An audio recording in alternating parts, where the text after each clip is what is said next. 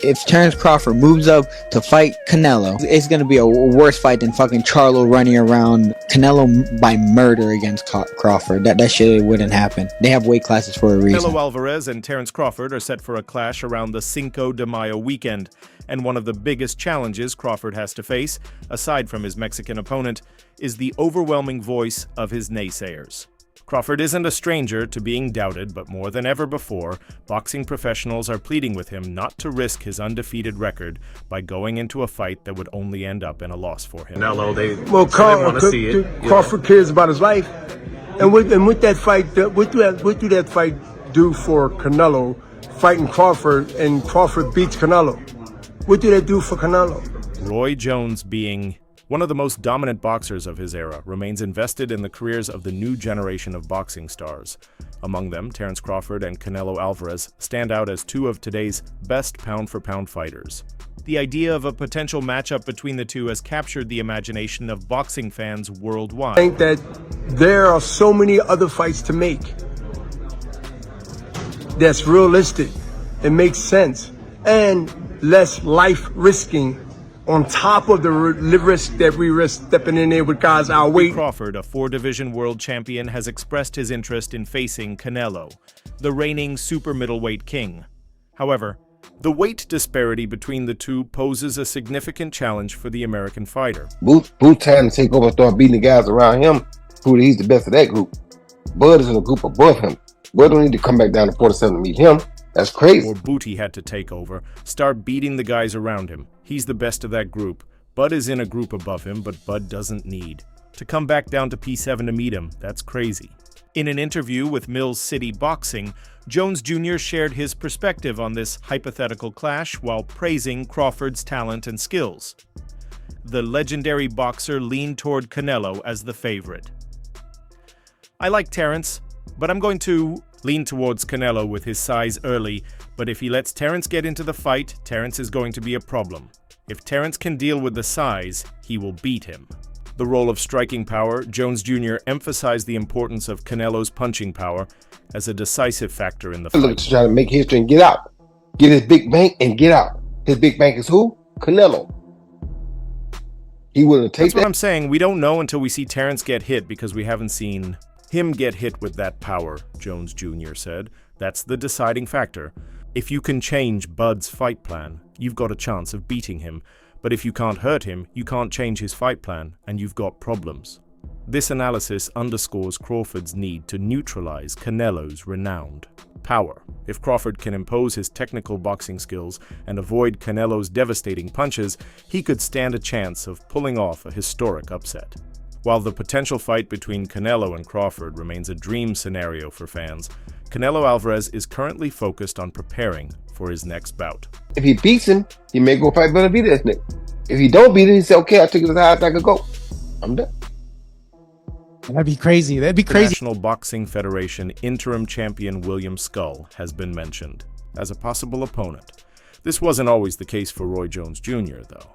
The Hall of Fame fighter and current promoter, trainer, and respected analyst Roy Jones Jr. had earlier shared scenarios in which he sees both Terence Crawford and David Benavidez beating Alvarez before going against his former prediction.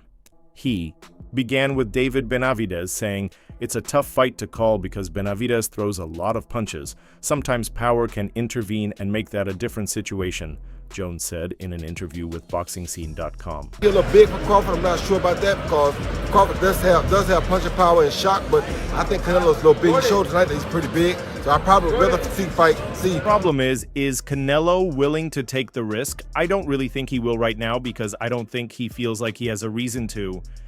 If he can't hurt Benavidez early in the first 3 or 4 rounds, I don't see him winning that fight. The two-time 168-pound titleist Benavidez has been pounding the table for a crack at Alvarez over the last 2 years. Formerly recognized as the best welterweight in the world, Crawford is open to moving up 2 weight classes for the chance of clashing with a Mexican star. Alvarez, meanwhile, maintains that a win against Crawford would do little for his legacy, even though many are giving Crawford a real chance to score the win. Charlo fight Crawford first, and then see how that goes.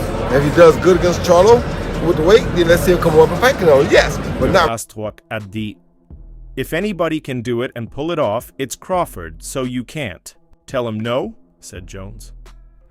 I was the kind of guy that if someone said they were better than me and if I can get close to your weight, here I come.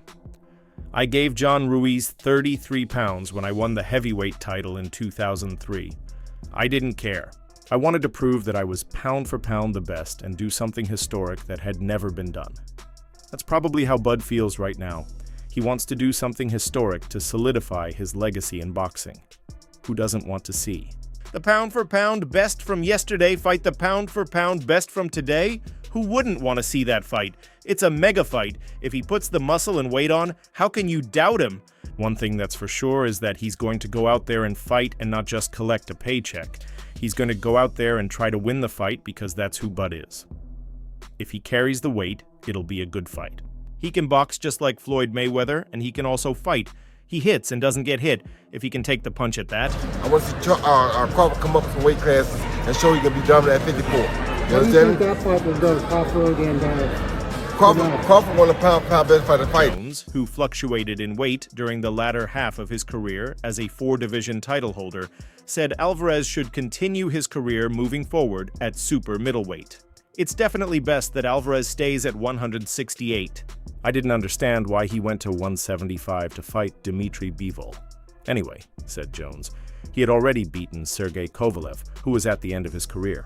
Bivol was in the middle of his. They are two different animals. He got the crusher at the right time. Go back down and dominate where you are at. Don't try to fight another one because lightning ain't gonna strike twice. Also, former two-weight world champion Andre Ward has voiced his opinion on the potential super fight between Saul Canelo Alvarez and Terence Crawford. Like, I can bet the house on is Bud.